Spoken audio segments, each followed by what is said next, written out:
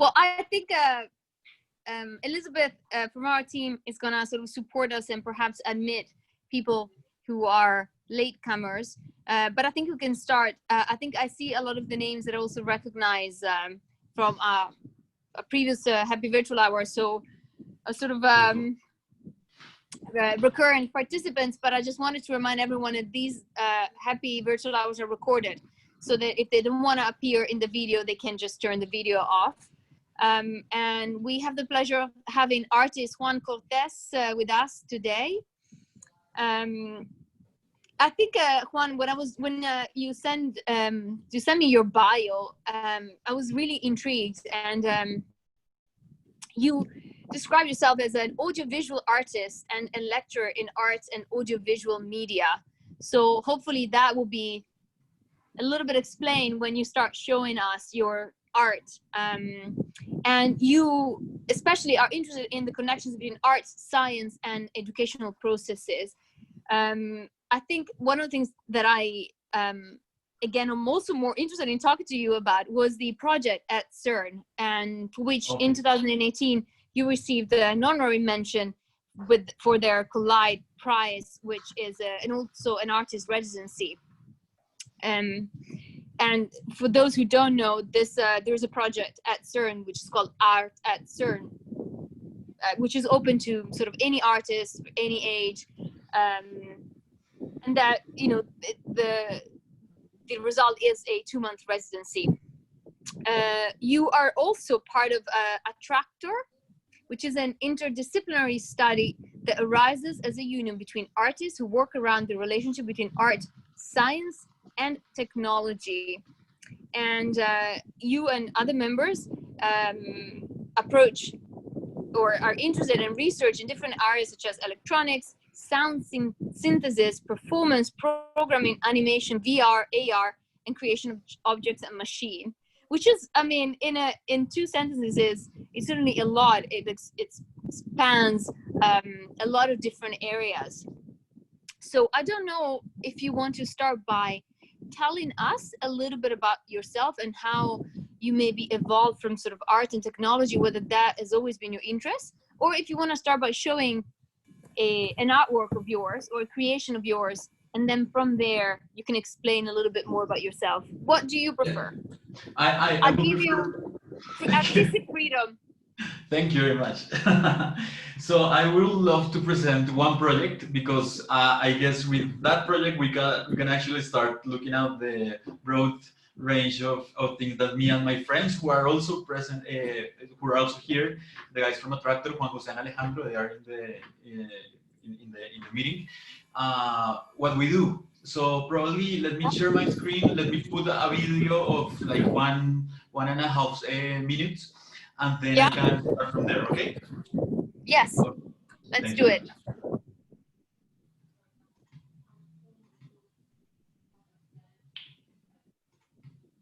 Wait a second. Yeah, perfect. Okay, can you see my screen now, right? Yes. Okay, I'll ask you for a second to stop the other microphones of everyone, please. So of course, we will do all. Thank you. So let me hit the play button here. This has English subtitles, so I guess it will be okay for everyone.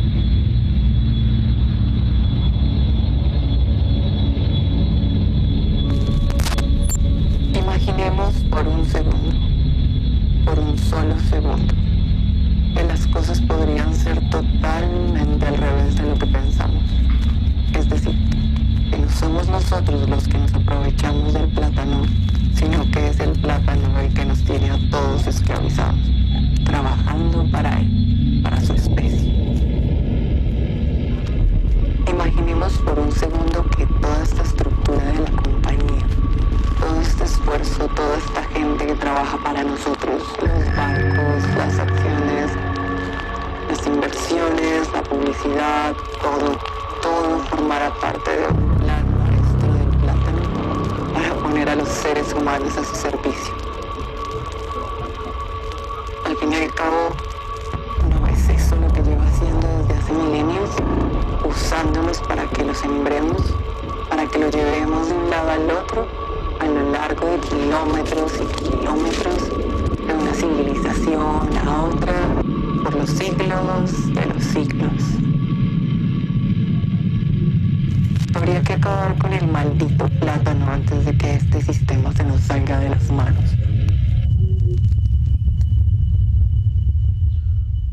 Okay, so I guess we can start from that project. I'll also send you a link for the video for if any one of you had trouble seeing it through my screen. So this one is the first project, and I guess the project we're working on right now is called Botánica Transgénica, something like transgenic botanic. And it's a project of Tractor Studio in collaboration with Diego Moreno and Santiago Arcila, who are both philosophers. This project starts. This is going to be interesting because it's a great story. So let me tell you the story, and you'll know a little bit about me with this story. So okay, here we are. I'm sorry. Okay, let's start here. So in the year 2000, the U.S. government. Can you see my screen, right? Someone tell me yes. Yeah, yes, it's great. Yes, you can see. So in the year 2000, the Colombian government was doing like they were very worried because in Colombia, like the civil war that we had for 6 years was in the worst moment.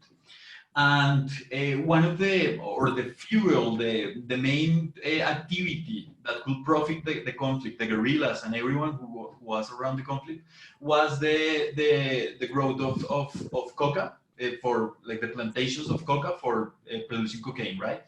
So the solution of the government was to spread glyphosate across the country.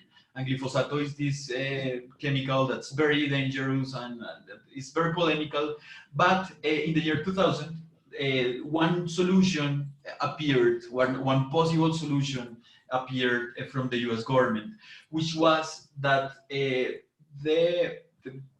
scientists from the United States start considering fungus, particularly one specimen called Fusarium oxysporum, as the solution, as the tool to kill coca in Colombia. So they proposed like a whole plan that was related with a financial plan or a support plan from the U.S. government to Colombia, called the Plan Colombia, the Colombian Plan. So as the New York Times said, there was a huge amount of pressure on the United States because there's something interesting here, and is that the United States government has tried to make it seem like the problem is from Colombia and it's not like a bilateral problem. I mean, the solution would be like to end all the plantations in Colombia and not to create an actual policy of drugs in the United States. They try to put all the weight in Colombia. So they tried with this fungus to actually kill the coca, but people here in Colombia, scientists here in Colombia, tried to or started researching about this fungus, and they did this amazing research where they told people in the world, like, okay, this is a huge danger. My father was one of those scientists. This is why I'm so interested in this project.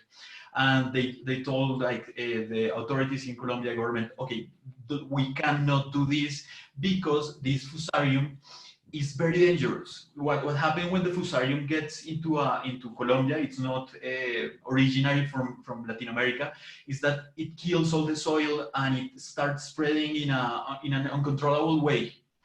And actually, what happened with the U.S. government is that they didn't do enough tests to actually know what was going to happen. So the thing was that in the year 2002, Colombian government said, no, we are not going to do the spread, the fumigations. But one thing happened that was very strange, and is that this is like a compendium, like an amount of documents from a lot of lawyers from Colombia that were saying, okay, something happened here near the areas where they were doing the fumigation, near the roads, the plantations of coca, and it appears as if the United States government, they actually did the fumigations. So they found growths of Fusarium oxysporum in the leaves of the plants near the fumigations of the coca plantains, and actually the soil start rotten, and very dark things start happening near the coca plantations. So they presented like this document against the state, to like people trying to defend themselves, saying, okay, you did actually the fumigation with Fusarium. Everyone told you that this was very, very dangerous. It was forbidden. Actually, you, the government, you told no one was going to do this, but they did it. This thing is also interesting because if you research, this happens across Latin America. And it's something that happened also in Peru, Bolivia, in Venezuela, everywhere where there was coca, this fusarium was like spread. And like mainly the media and everyone in the government shut up about the whole issue. There are like small like activist groups who actually try to talk about the problem, but no one listened in the year 2000s. This goes like you can find actually information about this from the year 2000 to 2005, more or less. But then this fungus appears again in the world in a very, very interesting fashion, and is that it appears as the fusarium, as the main difficult or the main danger against the banana across the world. So the fusarium comes again into Colombia in the year 2016 as the fungus that is killing all of the banana plantations in Colombia, mainly the banana Cavendish plantations. And you can see a lot of like articles and a lot of information saying, okay, this could be the end of bananas, we know it. And it started looking like a pattern here, because in Colombia there are like two main sources of violence related to agriculture. One is the coca, and the other one is banana. So banana here has been controlled by Chiquita Banana, United Fruit Company. There has been massacres across the last 60 years related to banana. It's something very, very, very difficult here in Colombia because of the difficult conditions of the workers, because of the syndicates, because of the unions, because of the paramilitary forces that work against the unions, and so on. So for me, it was very interesting how this fungus started spreading in Colombia, in our territory, across these two violence, right? The violence of coke, and then the violence of banana, and the idea of banana. And just to end the history, which I find very interesting and very important, the reason why fusarium spreads this fast and this dangerously quickly and everything is because it spreads in monocultives. So where you have just one species of banana, the banana Cavendish, across miles and miles of land, that's the number one place where fusarium can grow. Nothing can stop it because it just spreads across the plant and plant and plant. And if the situation was like a natural, normal situation where you have, I don't know, banana Cavendish, and then another species of banana, and then another species of, I don't know, strawberry, and so on, fusarium cannot spread. So this is a disease that's completely linked with another problem, and it's the problem of the way the capitalistic system works related to agriculture and the production system around the agricultural processes. So this was like a very interesting field of research, and there was a lot of information across what's going on, because of course this is not a focus for Latin America. This is a huge disease and so on and so on. So the first thing that we with a tractor did was this little project that I'm gonna show you, and with this I hope I'll show you like the mediums that we work. And it started, let me show you here, let me go down a little bit. Yeah. Okay. Give me a second.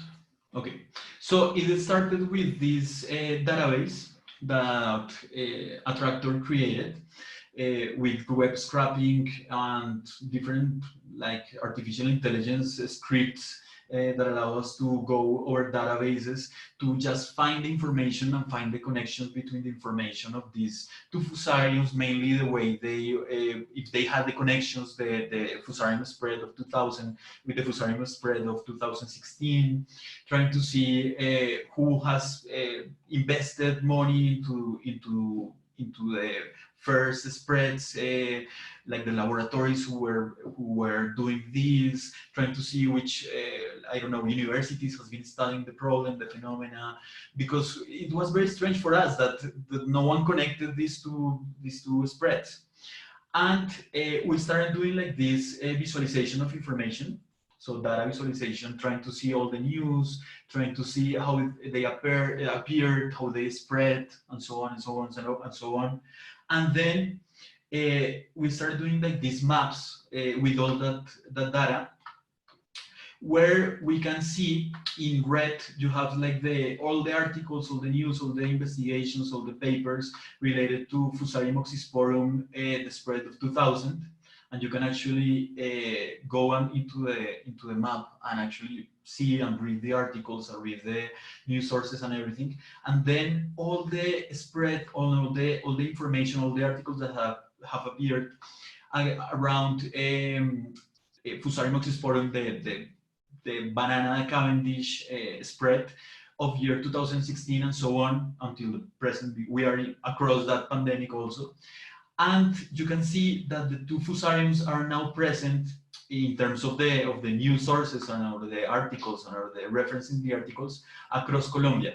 This is just focused on Colombia. If we will do the map on Latin America, this map will be giant. This fungus has spread enormously through all our countries, and it's killing the soils and it's killing the plantations and everything. So it was very interesting to see actually something that was great for us, like as researchers, and it's to know that Fusarium oxysporum actually as a fungus is not like a normal fungus that you can see like the shape. No, you can define like a normal fungus in Espanol is called champiñón. Let me think of the name in English, but you can see the shape of the fungus. With Fusarium oxysporum, there's a strange phenomena or a characteristic, I don't know if it's a strange phenomena, and it's that the form, the shape is related to the way it spreads across the plants or the things it can eat, right? So the form, the shape of Fusarium oxysporum in Colombia is actually the shape and the way it spreads across two different violences, right? The violence of the coke and the violence of the banana, of the plantations of banana. And that was very, very interesting for us, is how another being, another like non-human being, could actually start making so much connections between things that for us are very important, which are the main issues or one of the main issues in our country. So this was like the reason why the phenomenon of Fusarium was so interesting. But then we started thinking, okay, how as an interdisciplinary studio are we gonna approach this phenomenon?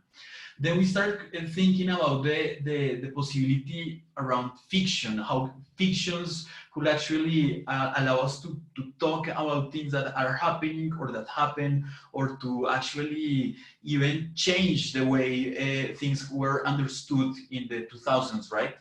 Then we start thinking about this possibility of creating this video game or this video game ambience where the phenomena across fusarium, which is the phenomena of scientists trying to take this fungus from nature and making genetic modifications across the fungus to make it like become the agent to kill this thing that they want to kill, and how everything went out of control the moment they actually spread that across Latin America. So we start thinking, okay, how could those laboratories be, like in a fictional fashion, right? And so we started creating like these first sketches for the project that became actually, or is becoming, because we are actually working on it, that is Botanica Transgénica. So we started doing these like 3D sketches of how the laboratory could be, like what happened here, right? Because everything is broken, because everything is like wrong, right? And like the plantains are like mutants, the fungus is everywhere, there's no human beings present, and everything is where it's not supposed to go. And then, of course, the problem of Chiquita or these huge companies is across everything, because they have they put money for these genetic or transgenic experiments, and they are the ones who are actually kind of responsible for the way fusarium has been moving from one place to another, because of the way the exportations and all the process of the commercial process work around banana. And we start thinking, okay, how will be like the trucks, and we start doing this. This was done by Juan Jose from a tractor, manually, like start doing all the details of this post-apocalyptic world around banana. And we started imagining like how the actual plants are being grown right now. And this is something that's also very interesting, and is that all of the Cavendish plants, all the banana we eat normally are clones. Everyone is like the DNA is a clone. There's no like diversity in the DNA structure of that plant, because it's actually a patent, right? What I don't know, like Dole or Chiquita do is that they patent the plant, they patent the genetic sequence, and then they try to enhance the plant, and the monocultures start growing and growing and growing with just clones and clones and clones. So there's a very, very important amount of technology around that process. And then we started thinking about one very, very interesting thing that happened here in Latin America, and is that when we had like the process of colonization in Latin America, there were expeditions of scientists from Spain and from Europe who came to Latin America trying to decipher or trying to classify all the species of fauna and flora. Mainly this one that I'm going to talk about is mainly on flora. Trying to do, in one way you can read it as a research around Latin America, like as an academic research, but mainly I read it as try to do a groceries list for Europe. So this is like an expedition that they did to try to tell like the king of Spain and the monarchy, okay, in our new kingdom we have this and this and this and this, and we can export this and this and this, and we can trade with this and this and this, right? And we start thinking, okay, what will happen if another botanical exhibition expedition was done today? Who will be the ones that will do that expedition? Why could appear on our expedition? And what will they find, right? What will they find? Because in the first expedition, there were a lot of specimens. There were like a huge biodiversity, or I don't know, our fields or our country was full of different species of flora and fauna. We are actually in Colombia like the #2 or #3 biodiverse country in the world. But right now, in this precise moment, because of this spread of monocultives of just one plantation across miles and miles of fields, we can actually say that mainly in Colombia, you have like 10 or 12 species. And all of our biodiversity is in actual risk because of one, it's not profitable to have that biodiversity for a country. For crazy as it seems, in our capitalistic system, it doesn't work that way. What is profitable is to have just one species enhanced with technology and to be able to export that just single species, right? So what these virtual fantastic expeditions will find in our country is that we have very, very little species of fauna right now in generally across the country. And then they will find also that the fusarium and all these diseases that come with this system are diseases that are eating all of the other biodiversity that we have, because they kill the soil, they kill the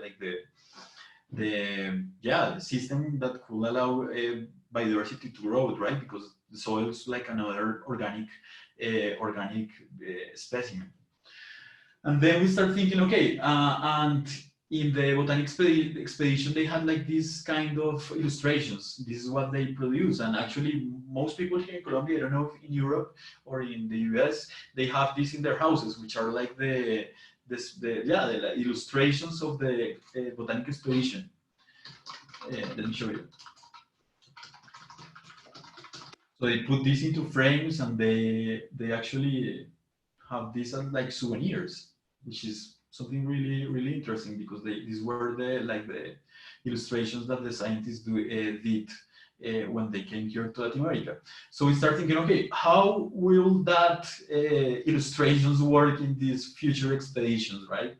So we thought maybe it could be something like this. It could be like the illustrations could be like the software or like some sort of code, right? Or USB memory or something like that, where you can see actually or you can buy like a souvenir around the code that this, I don't know, United Fruit or Dole did with this specimen of Cavendish, for example. And this is, or probably an antivirus or an enhanced version of the Cavendish that will be strong, or it could be stronger against Fusarium. Probably that's what you will buy. So it's like something like this is what you will buy, like a USB stick with the information of the plant and the transgenic information or all the software enhancements of the plant. Because nowadays we can actually understand like the plant as a piece of software, right? As a piece of software that you can enhance and change and so on.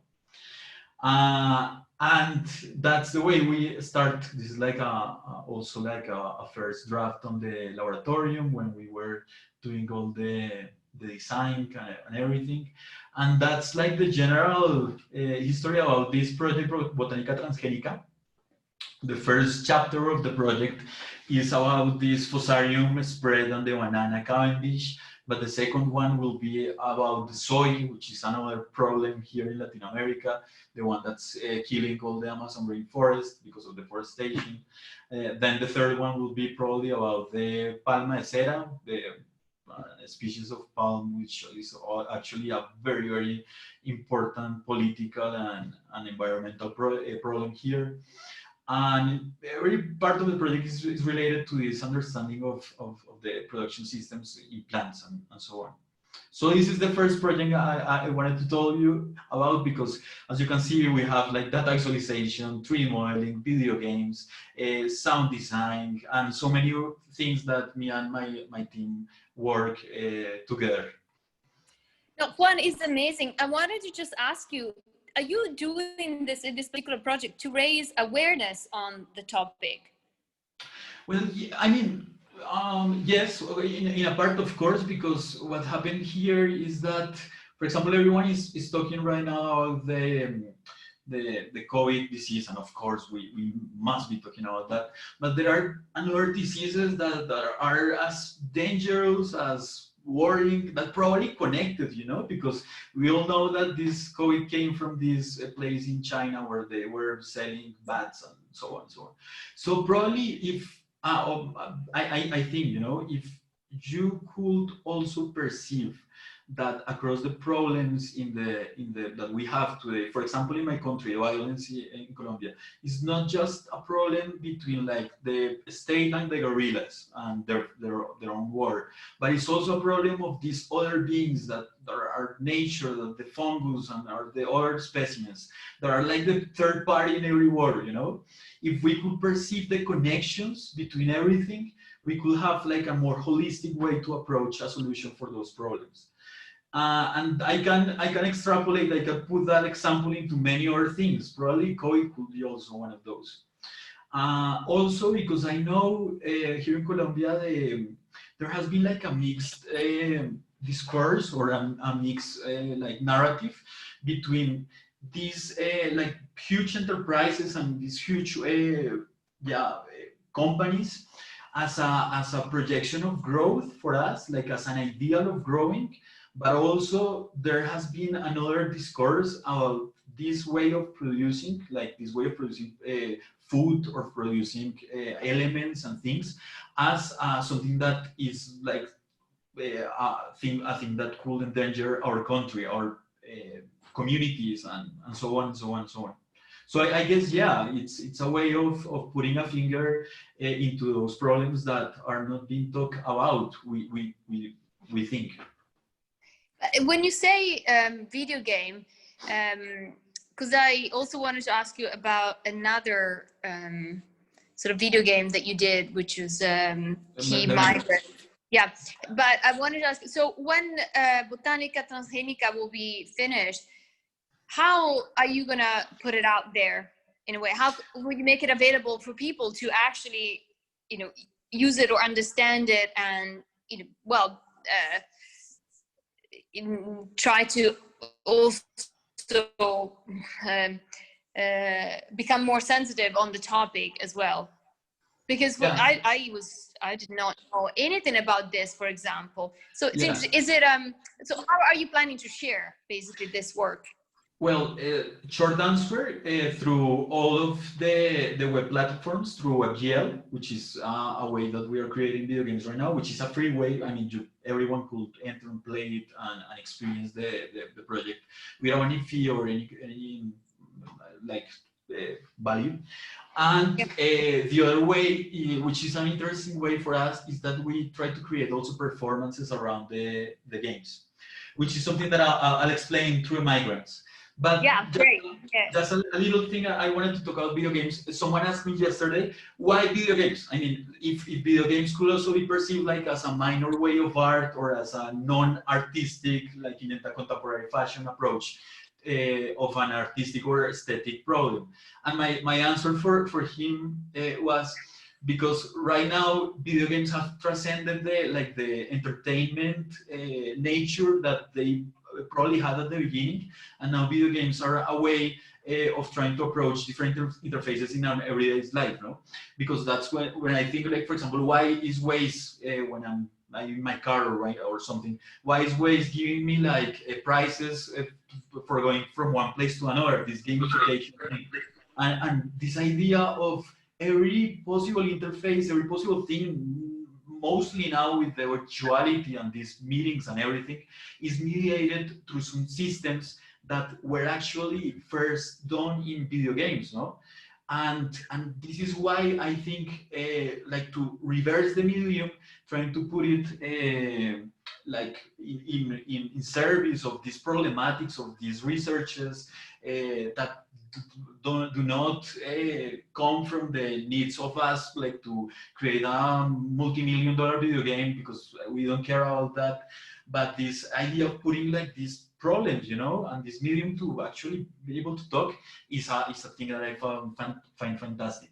So I'm gonna share my screen again to show you the Migrants, because this is another project that I know you could be interested in. Okay. I think so. And I really like that you also kind of went to nature as well for this artwork slash video game as well. Oh yeah, yeah. I'm fascinated about all the problems, even in trying to define nature, because that's another problem, right? But this project, The Migrants, was another project by a tractor studio in collaboration with the philosopher Santiago Arcila, which we did in 2018, I guess. My friends, correct me if it's not 2018, 2019.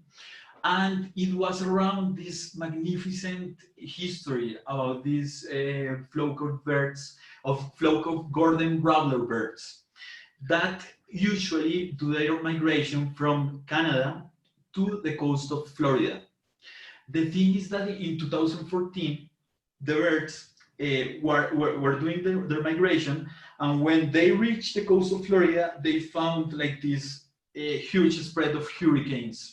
That was like actually a very, very famous news in the United States in that moment.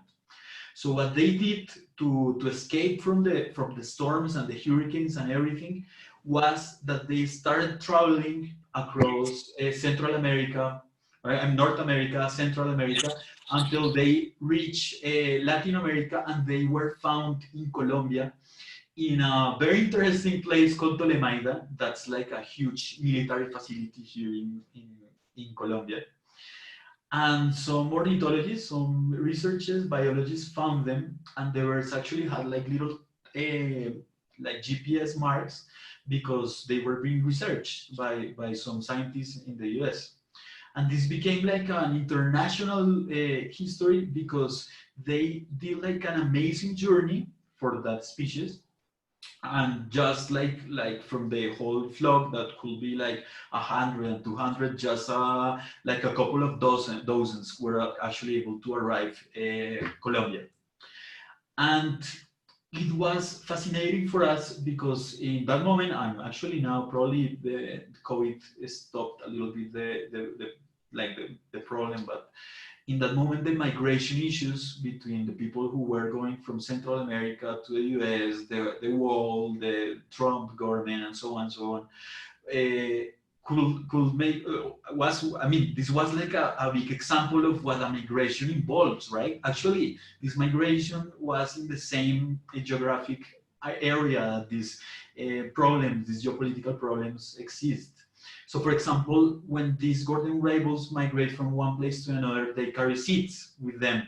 So they start connecting the forest between one place and another. And they connect ecosystems. There are roots of biodiversity, also of nature, that are connected through migrations of a flock of birds. And it is important because of that, no? Because without migration of animals, we will have like a huge problem, and not in a country, no, because they don't understand these frontiers and everything. They understand it's like the corridors of species and nature. So with that idea, we actually perceive, okay, so human migration, with all these difficulties, with all the political things that you could put into account there, is also a way of connecting cultures, no? I mean, the United States was created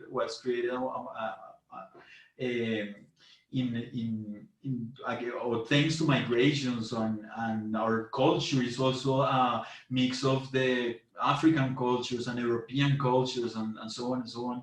So we thought like this thing about this history of the migrants could be a beautiful way to talk about this thing. And also, if you can see that there are some strange colors, right? These are not the actual colors that we see when we see a forest.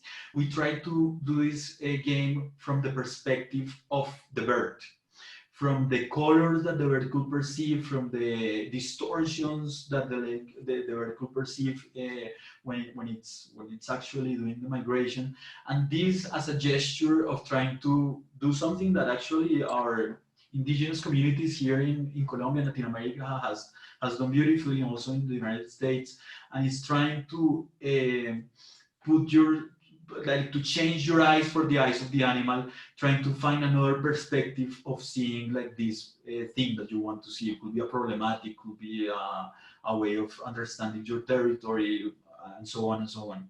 So we try to put ourselves in the eyes of the bird and trying to see and feel all the dangers that appear in the journey, all the strange phenomena that for the bird could be trying to approach the antennas, the electromagnetic radiation that could actually messed up with their geolocalization system, and so on and so on. How could they perceive a city where they don't have the amounts of food or things to be able to continue migration? And this was I mean, for us, creating this was a beautiful experience, because it was every time trying to imagine how could you perceive something that for us human is natural, like an antenna, and how could be like a completely, like, I don't know, an alien thing for an animal. So this is the birds, the migrants, I'm sorry.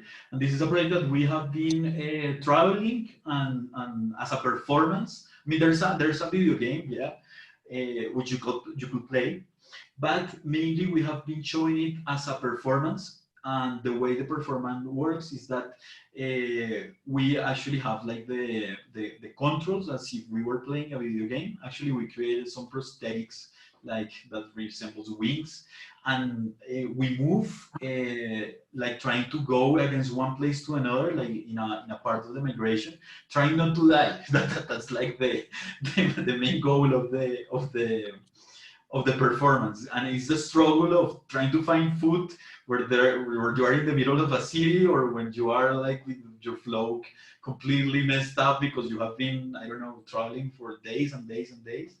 And we put the audience into that struggle of trying to go from one place to another, and being able not to fall into all the traps, the anthropic traps that could be the walls of the frontier between Mexico and the United States. It could be antennas, every possible way of dangers that they have in their migration. So that's the migrant, yeah. Fantastic, thank you. I mean, you might not have time to read the chat, but I second all the comments that have come in the chat now, which one is, it's nice to see work with strong and serious ideas behind it, and wonderful to raise awareness of the environment. So. No, thank you very much. Oh, I agree. I mean, we still have a little bit of time, and I was wondering actually if you wanted to talk to us, because it's also an artwork that I would like to learn more about. I want to pronounce it correctly. It's Supralunar. Is that correct? Supralunar. That's correct. Supralunar. Yeah. Supralunar. Is that the one? Was that artwork developed at the in collaboration with CERN? Or yes. Is that? Yeah. Yeah. Yes. So let me show you. My screen. Probably if my English fails in this one, I will ask my friends for help because they are here and they did this with me. Actually, the main designer of this piece is here with us. It's Juan Jose Lopez. So let's go into Supralunar. Okay, so Supraluna was a very interesting project that we did in 2018. Because there was this award. Actually, I guess Remy Toledo is here in the conversation. I work very closely with Hyphen Hop, which is a magnificent platform for electronic artists. And Asher told me, okay, there's this project at CERN that's called Arts at CERN, and they are looking for proposals of artists, young artists working with technology, and maybe you could send something. And yeah, this was beautiful for us because we didn't know anything about quantum physics. I mean, I didn't know anything about quantum physics, but it was so interesting for one thing for us, and it's the way you could actually perceive what they're doing at CERN as some sort of creating a cosmogony. You know, as for example here, our indigenous communities in the Amazon rainforest perceive the Amazon rainforest actually as the place where everything, where everything came, you know, as actually you could perceive it as a machine. And then you can actually see some similarities with with the way that people at CERN are approaching several phenomena. For example, I don't know, the birth of clouds and so many things, you know, and that was very interesting for us. Like these similarities, these ways of creating cosmogony in the contemporary times. And we started thinking about what could be an interesting project to work with CERN. And we actually presented a project, and we won this honorary mention, and we actually won a prize to be able to go there to do a short residency and to get to know the scientists that work with dark matter. And dark matter is a very fascinating thing. It's like a huge mystery. Nobody knows exactly what dark matter is. It's like I understand it as like some variable in an equation that allows like the equation to actually work. You know, like without this variable, the equation is always in complete unbalance. With this variable, that's like with this x in the equation, things work. I mean, and what are things that work? The actual growth and the way the universe was organized. That's the thing that worked with the variable of dark matter inside. So without dark matter, we could not actually answer how galaxies were formed, why galaxies are still in their place, why, I don't know, the celestial and the bodies in space are not moving around in extreme directions, and so on and so on. And that's the history they told us at CERN, like this is dark matter, and to actually create an experiment to try to know exactly what it is made of. So we work with two scientists called Jamie Boyd and Jonathan Fenk, who are like I don't know, probably the most advanced scientists in dark matter right now.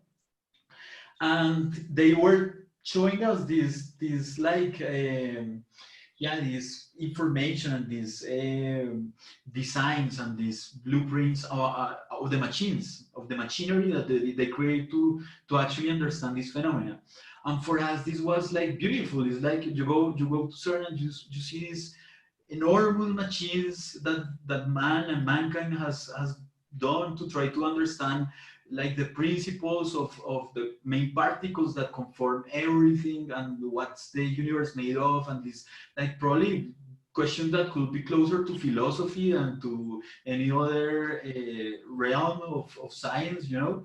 And then we start trying to understand this relationship between machines and the way you understand like very complex phenomena transcends like the things that we can see. And then we created this Supraluna, which is actually a clock. It has gears, and it tries to like simulate the way the dark matter works, trying to give shape to the stars and create a galaxy. So what you have here, and let me focus on probably okay, I have a video, so it will be. Can you see a video? Can you see a video? Yeah, okay, great.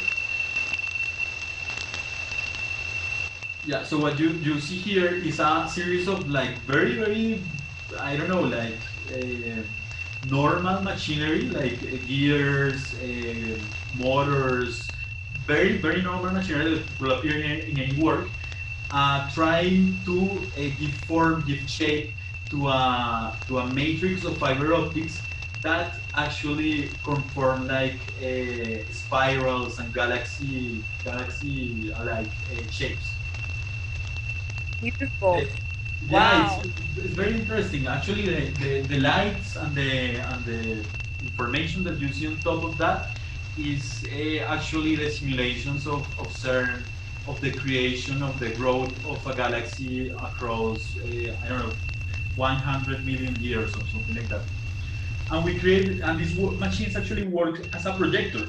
So this is where a way to see it, but they actually project to the ceiling this whole formation of galaxies. and they create also a beautiful sound because the gears and all the machinery creates like this arrays of sound and so on. Let me, I don't know if probably Juan Jose or Alejandro could help me a little bit to give us more information about the piece. I don't know if you can, you're there, my friends. Yeah, hello. Hi. Hello. Yeah, it was very interesting to think about machines that are used in science, and there are some philosophical concerns that we had, that at the end of every machine there is the human eye. So we wanted to make this very complicated machine that tried to represent the universe, try to explain something very profound, but at the end it was your interpretation of what was happening. Actually, the sound is being transduced to your bones, right? Because what you see here at the top of the machine is this bone transducer, which is like a device that amplifies sound not through the air as normal transducer, but through your bones. So it's like the vibration of your bones that create the actual frequencies that you can hear inside your skull, which makes it very interesting because this is another way of understanding phenomena, and it's like the amount of things that happen inside our brain where you're trying to approach, I don't know, like the concept of the universe or something like that. Mm-hmm. Yep. And I mean, where is this artwork? Does this artwork still exist? What? Is it at CERN now? Oh, okay. Oh, yeah. No, this is another interesting thing. No, this artwork has been part of this exhibition called Quantica, Quantum, and Broken Symmetries. Depends on the country, the name changes. Which is an exhibition of arts at CERN. Actually, it's like, I guess, probably the first big exhibition, the arts exhibition at arts at CERN. And it traveled CCCB, Spain, Belgium, Taiwan, France, France, UK. It has been all across the world, and right now it is on Belgium. It was, I guess, then last week in Imal, in Belgium, and right now it's traveling to Tallinn. Where is it? Imal, last week it was here in Imal, Belgium. Wow, amazing.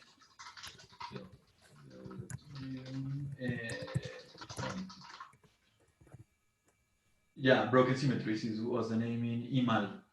And yeah, it's traveling to Tallinn. It has been like in 12 countries or something like that. It's touring. It has been touring since 2018, and it's gonna tour for 2 more years. This was the exhibition in Taiwan. It's like an exhibition of 8 artists working with CERN. Yeah.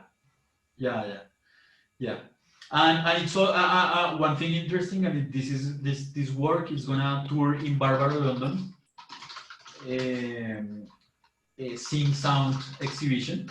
Barbara London is one of the most important media curators in the world, and it's going to tour in an exhibition that she has been curating, and it was meant to start in June, but because of the pandemic and everything, probably it's going to start next year. Okay. Well, I think, I mean, do you have a link to that you can share? If I mean, everything is in my web page, so I'm gonna share my. We can share. We haven't shared it with our participants yet. So. Beautiful. Yeah. So I'm gonna put it in the chat, probably. Thank you. If you can put it in the chat, yes. Well, everyone, I think, great presentation. Yes, I was gonna say. I did say if anyone had any questions or any thoughts about your art.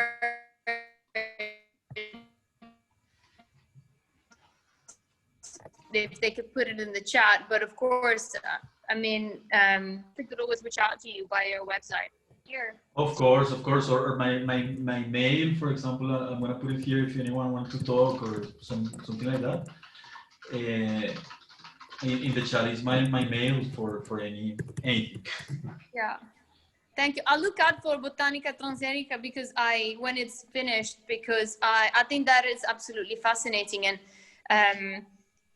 as you say, there are so many other also topics around the world that a lot of people are not aware of, especially if you don't live in the country or in the continent. So I think, 2 thumbs ups for you for engaging in these. And, art is not something, pretty to look at, but it can also, bring across a message, and you do it in a way that it's engages the audience through video games. And just to conclude, obviously, I know little about video games, and I've worked in auction houses many times, and it was actually through CADAF that I started looking into the making of video games, and how actually that is, or a lot of like digital artists are also using that to sort of create art. And I think it's a fantastic idea, because it really is even more so immersive for the audience. And I hope to see more of that. Thank you very much. So that is, yeah, no, it's my hope. So I'll look out. I don't know, do you have any idea when the project will be, terminated or finished? Well, the development of the project? I hope for the next year we'll have it ready. Yeah, it's a. I mean, we are just 4 guys, doing all the everything. No, listen, no pressure. No. We're happy to wait. The pressure is for us. I will certainly look forward to it. Yeah, thank you very much, and thank you very much for this magnificent space. I really admire so much what you're doing, Andrea and you and everyone in the CADAF team. It's just great, and here for us in Latin America, these kind of spaces are really, really needed, which is something really, really important for us. Thank you. Yes, so anytime. So perhaps when the project is finished, you should come back and tell us more about this, and maybe see the end result. Sure. Thank you. It's a date. It's a date. Thank you very much. Thank you, Juan. Take care. It was a great talk, great discussion. Bye, everyone who participated. Ciao. As always. Ciao.